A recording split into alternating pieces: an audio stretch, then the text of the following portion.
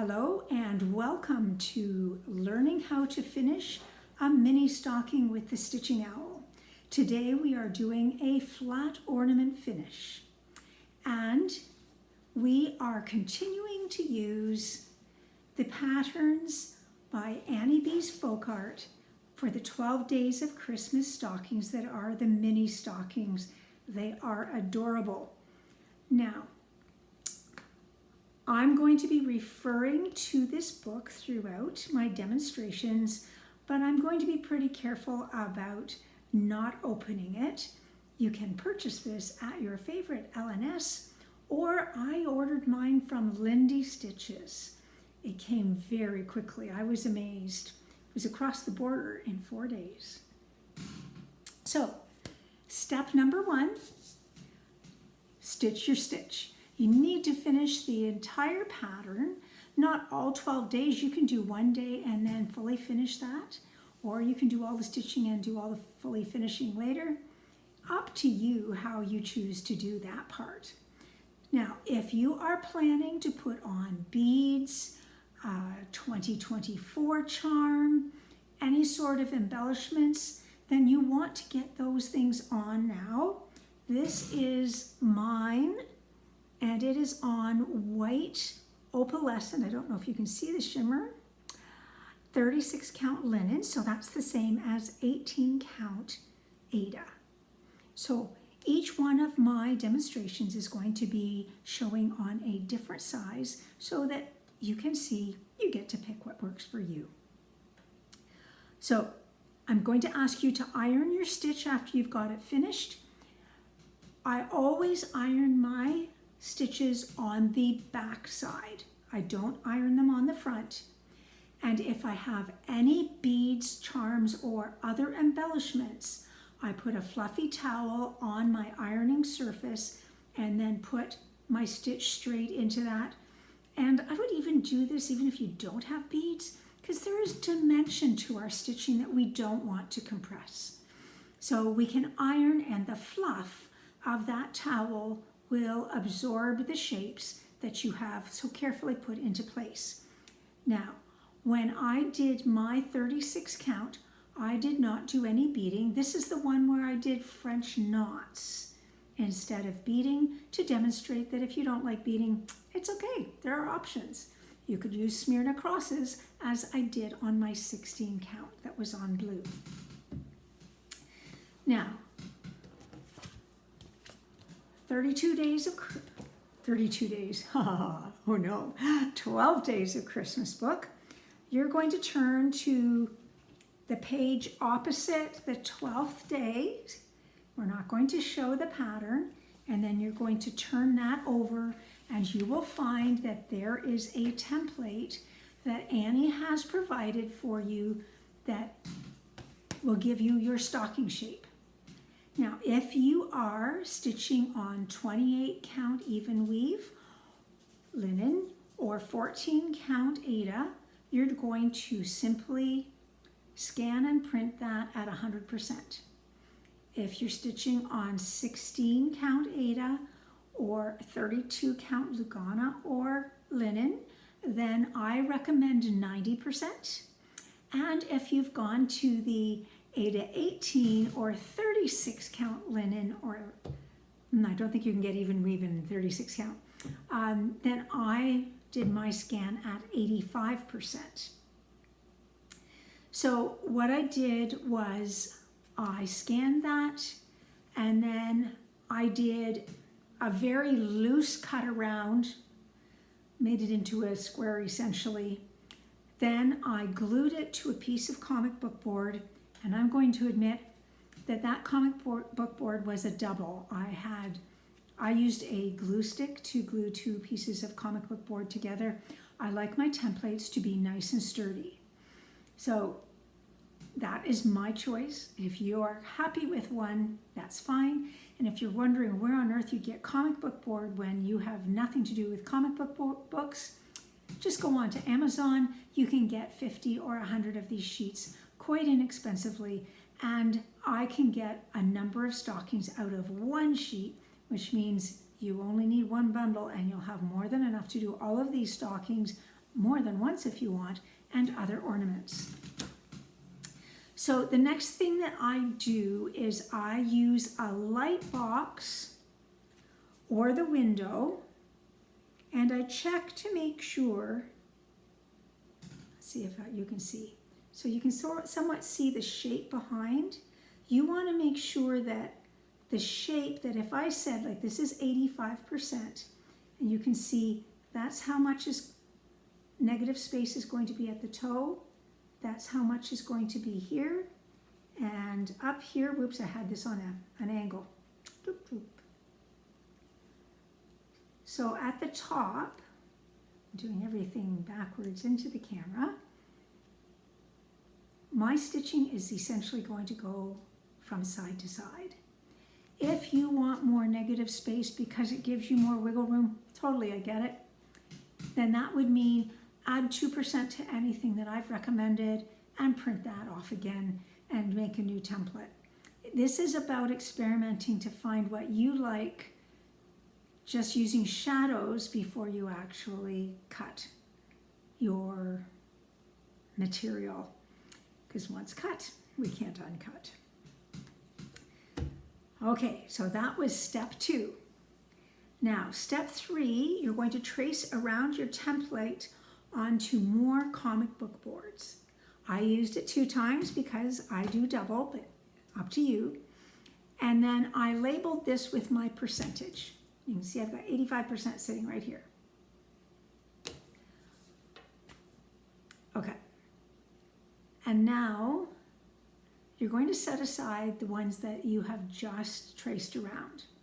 You can cut them out if you want and glue them together, but I tend to just leave them on the sheet. I am going to use the first one that I have made from the original scan for stocking number 1. And then when I go to do stocking number 2, I'll cut and glue those 2 together, and then I'll trace around that for stocking number 3 and leave it. My main point here is don't keep using this one as your template for all 12 stockings, because every time you go around this stocking, you end up making it a little bit smaller. And it isn't noticeable at first, but by the 12th stocking, you might find that that stocking, you can see that it's a little bit smaller than everything else. So I just keep trading up which one is the template, and in that way nothing gets a lot smaller.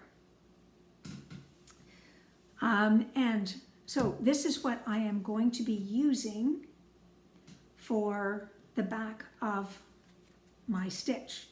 Now, I wrote on that in red, and I've got to make sure that's not going to show through, but I've got a thing that I can do. Okay, so that was step number 3. Now, step number 4 is to lay your template on your actual stitching. And if this is your first time, and you're going to see me do this today, I'm just going to use a scrap piece of material. So this green is going to be acting as this for the demonstration. The reason I'm doing this is that there's 2 ways to make a flat ornament. So there'll be another video for the other way. And I didn't want to use it completely the first time. I can demonstrate with other materials that will be obvious as to what I intend to be at front and what is the back.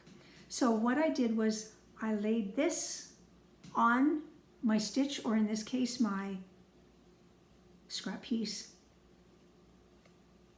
and I cut around it, leaving 1/4 to 1/2 inch.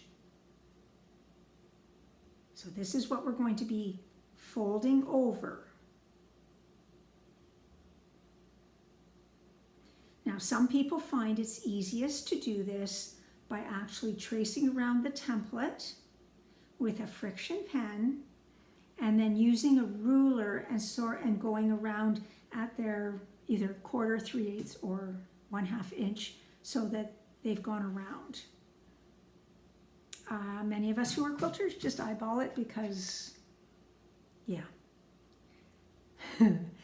and honestly, if this is not a perfect like quarter or whatnot, because we're going to be doing this as a gluing, no sewing method, if there's a little bit more on this side than this side, no one's going to know.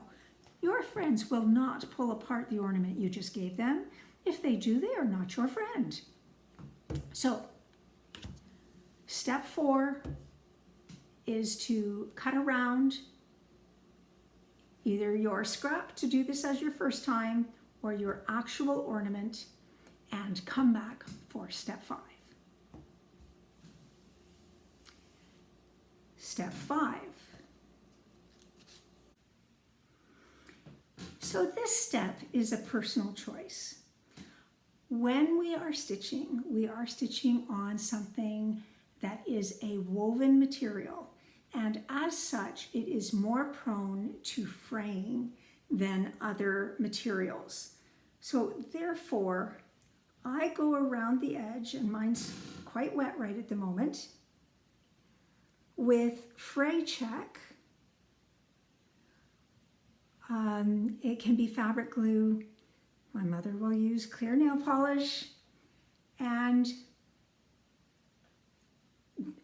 what this is going to do is prepare for the next step. So what I'm going to do right now is go and grab my hair dryer to blow this dry so that I can continue on to the next stitch. So you can see whether you want to do this, or you might actually look at step 6 first and go, oh, that's why she did it. Back soon. Step 6. And here we are for step number 6. When we are dealing with shapes that are not just a straight shape, we have to figure out how to make the material nicely wrap around curves. So you'll see that a little bit of a hairdryer dried the edge of that, and on the back side I have traced my stocking. Now this is going to be your actual stitch if you're doing it for real. So what I'm going to do is I'm going to find every corner that is not straight. So this is fine, but right here I am going to clip, and you'll see, hang on, that I stopped about 1/8 of an inch away from my line. I need to take it in just a little bit more. And then I'm going to do that all the way around the toe until I get it to that nice, it's a slope, but it's fine. I'm going to come and I'm going to do it all the way around the heel. And then I'm going to make sure that I've got one right there. And then the last thing I'm going to do is at these top corners, I am going to actually cut diagonally off each of those corners. So now you can see the shadow. Now this is going to be on the inside. It's not actually going to be seen because it won't be the right side. You will have done this on the wrong side. And you can see all of those clips. So be brave, off you go. It's time to put your clips in. Step 7. So the next step is completely optional. Many people who are making a flat ornament want it 100% flat. Other people like a hint of poof. So if you want a little bit of poof, what I did was I cut out This is actually quilt bat. If you're not a quilter, you can use felt and just pick the same colors, whatever your backing is for your fabric, because that actually will just increase the saturation of your fabric color to have the correct color behind it rather than just white behind everything. So the one thing that I did when I was trimming this is I tried to trim it so that it was quite true to size but not hanging over the edges. I find that when I'm doing the wrap of the stitch around this, if this is that little bit too big, it doesn't have a nice clean edge. So it is a matter of playing around with it. I have a lot of little edges from my quilting, and you can actually see that this has been franken-stitched. It's actually 2 pieces of quilt bat that have just been popped together so that I could demonstrate what I was going to do. So if you would like to have a little bit of poof, you can do this. And I'm going to be honest that frequently I will use 2 layers of quilt bat. And if I do, the second layer I make even a little bit smaller so that, again, we don't have a lot of raised edges at the actual edge that you're wrapping around. And when I place my pieces together, I put the smaller one next to the comic book board, not next to the stitch. If you put it next to the stitch, sometimes you can actually see the outline of that smaller piece of batting or felt. Whereas if it's behind the full-sized one, it has poof without that marking. So if you're wanting to, step 7 is creating the poof out of batting or an extra piece of felt. Step 8. And now what we need to do is to take our piece of paper, take our piece of cardstock that we've got, and if you're using batting, you're going to put it on top, and notice that as soon as I put on the batting, you can't see what I wrote on before. So that's my little secret. And then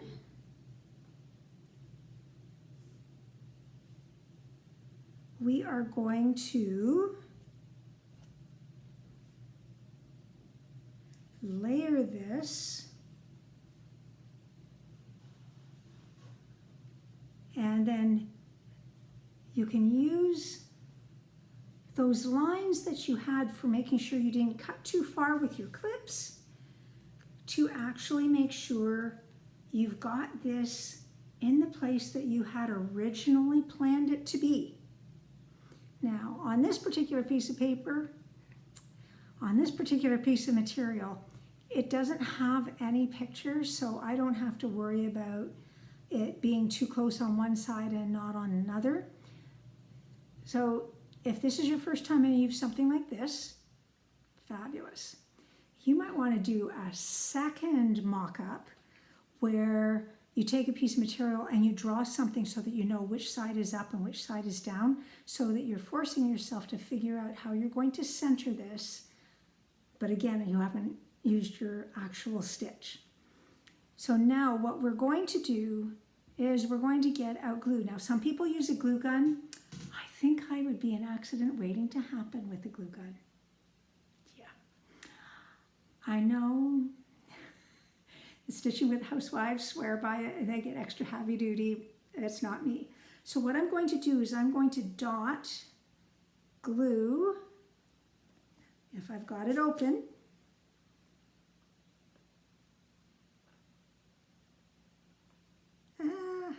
There we go. So I'm going to dot glue all the way around the very periphery of my stitch, and I'm not going to put anything in the center. And then what I'm going to do is I'm going to wrap. And you'll notice that when you start wrapping, that those spots that you put those clips in are wrapping around quite nicely. Now, I don't know about you, but I've only got 2 hands, so I keep clover clips on hand so that I can just do that. And I'm going to put a clover clip here.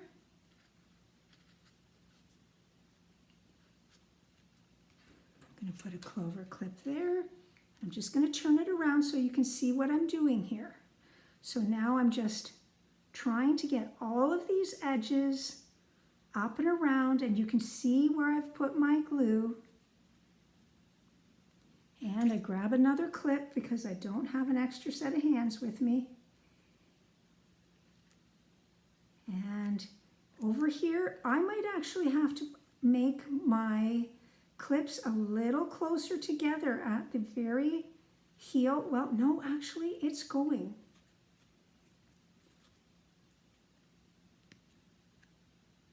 And around we go. And again, we need another clover clip.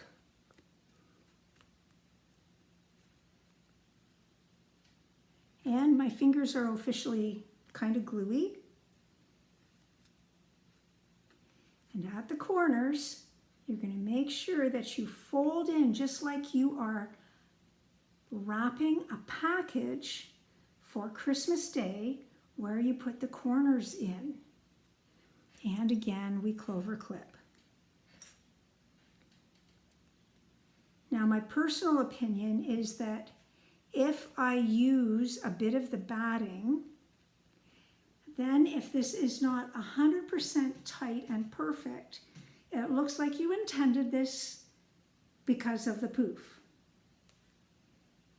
Right now, this is what my one side looks like, and I'm thinking I might need to actually pull this a little tighter. But we are now going to need to let this dry before we go on to the next step. So yes, you can use your hair dryer again, but a lot of people just go, you know what, that's a lot of fully finishing for this moment. I'm going to go do something else. So I'll see you in a little while after yours has dried. Step 9 and 10 together.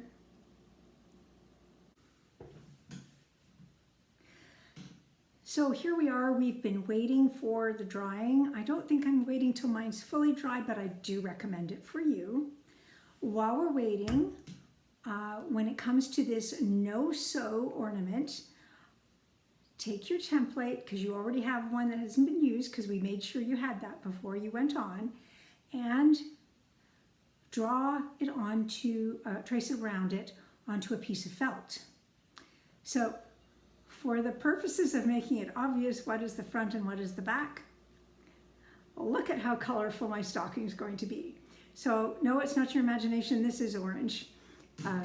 Yes, I've got all sorts of colors of felt because I never know what I'm going to need next. So this is going to end up being your backing.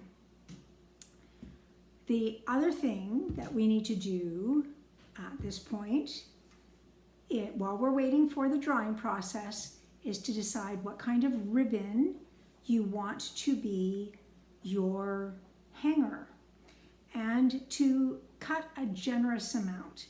Now, for the most part, something like that would go over tree limbs quite nicely. I know that I have an artificial tree. You have to judge what kind of tree you get as to how big this loop is. Whatever needs to be, figure out what the loop is and then say, okay, and I need to have at least an inch on each side. So even though, look at this is the size of my stocking, look how long my loop is. Now this happened to be a piece of ribbon that was on some Moda fabric where they actually have a ruler on it, so it's quite handy. So mine is 7 inches. But it's up to you. So you're going to prepare your back and your hanger as steps 9 and 10. Step 11. And it's time to make sandwiches. No, we're not making lunch. What we are going to do is we are going to take our stocking and our loop, and we're going to put it so that the toe hangs down. I don't find it helpful to put the loop over here. And now I tend to actually want to sew this one in place, but let's do a glue job today. So you're going to glue, and you're going to make sure that you actually glue both sides of this, not just the bottom. So I glued in between the two pieces, and I've got it just so that it's going to come around that side.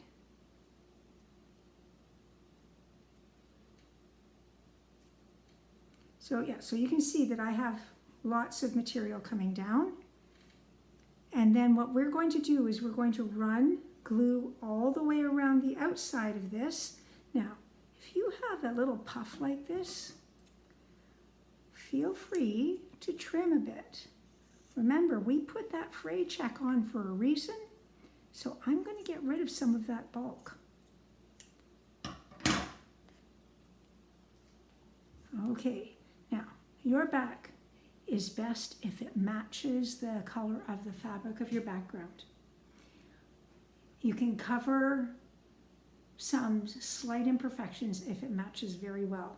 And some people will actually choose to use the fabric. If they were using Aida cloth for the front, they'll use Aida cloth for the back. I just have a lot of other fabric. So we're going to just sort of place this here and say, when I hold this up, so you can see here, I need to trim some of that orange there. If this was made of the same color as my main stocking, that probably wouldn't be able to be seen. But I do need to trim a little bit because I'm using contrasting for the purposes of making this video. So now the next thing I'm going to do is I'm going to run glue all the way around, and yes, the glue will be on top of your hanger.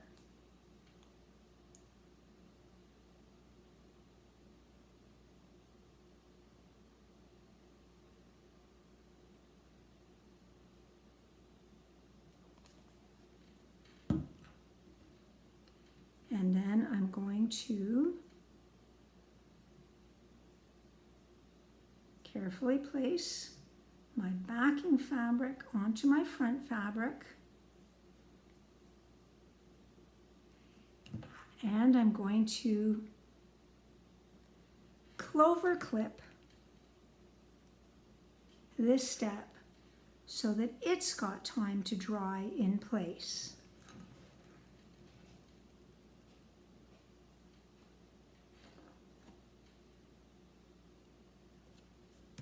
So you can see that I'm actually, so I'm looking at this going, well, before the glue sets, I'm going to just take off a little bit of felt.